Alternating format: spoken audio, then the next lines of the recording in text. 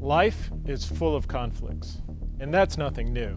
Sometimes these conflicts are on a personal level, like you get in an argument with your spouse, or your boss seems to constantly be at odds with the rest of the staff, or your kids are just always making the wrong decisions. Other times the conflicts are on a larger scale. When you think about the conflicts that stem from poverty, wars, corruptions, they're in the headlines every day. As God's people, we know that all such conflicts stem from humanity's fallen nature, our sin nature. We sin against others, others sin against us. But aren't there also other forces outside ourselves at play?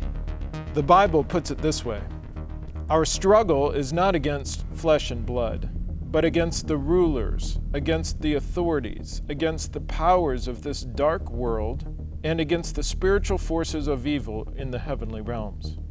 Could it be then that the powers and principalities of this unseen world are also constantly acting upon us?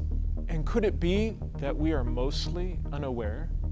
There is an unseen war all around us, an anti-kingdom attack bent on deceiving societies and the people within them away from life and unto death, determined to get people to live by their agenda. In a too busy world that struggles with believing something it can't see, such anti-kingdom powers aren't generally on our radar. We all tend to just get on with our lives as best we know how, as if they aren't there.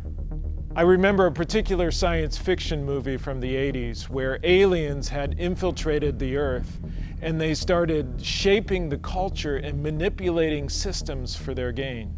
Ordinary humans couldn't see the aliens' influence on them or the subliminal messages they broadcast until they discovered special glasses that, when they put them on, unmasked the deception and made clear the messages. Maybe that's Hollywood. Maybe it's not. What if, with God's power, we could pull back the curtain on these anti-kingdom forces, acting upon us in our world every day? How would we respond? In Ephesians, Paul tells us a secret. He reveals who God will use to respond to these powers behind the veil. Spoiler alert, it's us, His church. So, exposing and opposing these powers in our world and in our lives is what God calls and empowers us to do.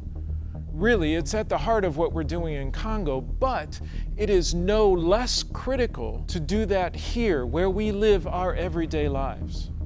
Over the next 5 weeks together, let's learn from the Bible about this reality and our response as we go behind the veil.